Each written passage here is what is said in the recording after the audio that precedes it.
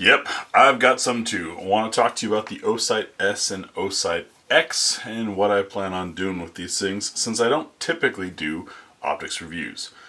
Coming up next on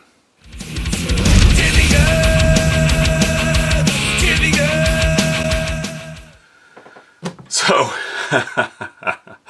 I think many of you know my opinion of Olight's early advertising methods, and I've heard the reports of the negative reports about their products. I've got some Olights from way back then that have never given me any trouble, though I don't necessarily use them a whole lot. 3 different times since the start of the Osight brand, they've reached out to me wanting to send me something, and 2 different times, nothing ever came, including the launch of these things, which was done at a special event last year, I want to say it was. That just fell through. So they reached out again, and I said, hey, look, either send something or stop emailing me. They sent me 3. So I've got 2 of the Osight S and 1 of the Osight X that I'm going to integrate into a range event happening pretty soon, and that'll be where we see how they hold up and where they'll be in the hands of dozens of people through hundreds, if not thousands of rounds, which is great because that simplifies and enhances my ability to tell you guys if these are any good. I do want to open these up and show you what all you get and talk about this thing in case you hadn't heard about these before. It's got some neat ideas and some things that some people might not like. Paring it down, we've got the Osight S, which is a smaller and enclosed optic, and the Osight X, which is a larger and open optic. I'm going to open up the S to give you a show. First, the impressions I had of the packaging, really impressive. We've got a magnetic closure box here. Oh, this one's still taped.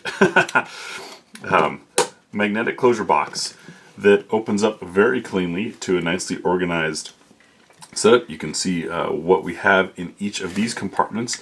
A nice little thank you note from Osight for supporting and getting one. And then here's the optic itself.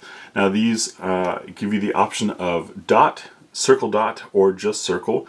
And there are a couple things that I think are smart about them. Some things that may be controversial or you may not like the idea of. Starting off with the smart, is that we have an integrated rear sight. I greatly appreciate that. The other big one for me, and one of the reasons why I don't like dots, is typically the sensor for auto brightness isn't in the best spot. And I say that because if you have an auto bright dot and you're doing anything other than competition, like say defensive shooting, the chances exist that you will be in a dark area aiming into a bright area, or you'll be in a bright area aiming into a dark area, or you'll be in a dark area, the target will be a dark area, and you'll turn on your flashlight. And unless you have a sensor that is facing forward like that, the dot on many of these auto adjusts to the light on the optic, not what's in front of it. And so it's quite possible to either have too bright of a dot when you're aiming into a dark area, or too dark of a dot aiming into a bright area. So I like that there's a forward sensor there. This is all very cleanly made. This is their new green. The other sort of questionable bit that is brilliant or crazy is this hood. So this protective hood, which snaps on, and you see that lit up. This is how you recharge, and this is USB-C rechargeable itself, so you can plug this in and leave it on, or you can just plug in the hood to charge and push the button to see how much charge is in there. Now, this is fresh out of the box, so of course the charger thingy itself is not full, but that is what recharges the optic. I think this is a really cool idea if you've got stuff that lives in a safe, or maybe even if you're the type to carry with a dot, that becomes your bedside gun, or you set it somewhere when you get home, which I hope most of you do, since it's really complicated to shower with a holster on. But this lets you recharge daily by just dropping this on here. That about it I like. I also like that it's much easier, at least most of us have battery packs and things like that, so field expediency for long range days, etc. Chances are good you can top this thing off very easily. The downfall to it, of course, is you're not using a commonly or somewhat commonly available battery like a 2032 or a 1632 that you can pick up at a store. So if your hood is dead and your optic is dead, you've got to charge the hood before you can charge this, or at least slap it on and do pass-through charging type setup. So there's kind of mixed feels there. This can be auto or manual, and you can change through 3 reticle modes. I'll have the full specs as far as numbers and all that, of course, in an article, because I don't waste people's time with numbers that you just look up anywhere. Anyways, why believe somebody saying something from memory when you can get the copy and pasted specs from the manufacturer, or check the manufacturer's site itself. So that's what the X looks like, the little guy. So you've seen what the S looks like, and they do include, I got stuck in the other one, a nice little compatible firearm list. Now this is, of course, based on models and what those models are set for. It tells you which screws to use, etc. But once you know the footprint, and you know the footprint of your mounting solutions, then it doesn't really matter. The X is the big guy.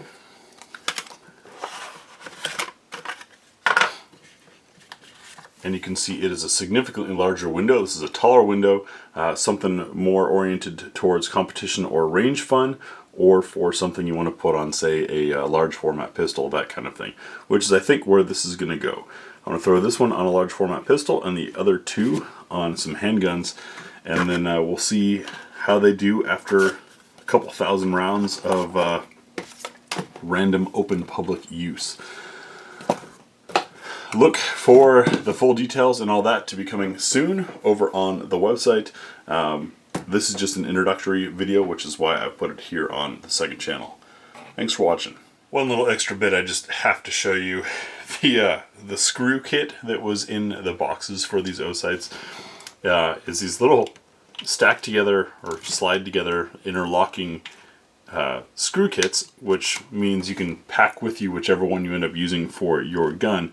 But you open it up and they give you 6 screws for each of these. You only get 3 number 6s, but still, the point is you're getting extra screws.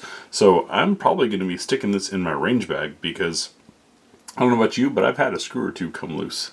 Thanks for watching. Patreon supporters.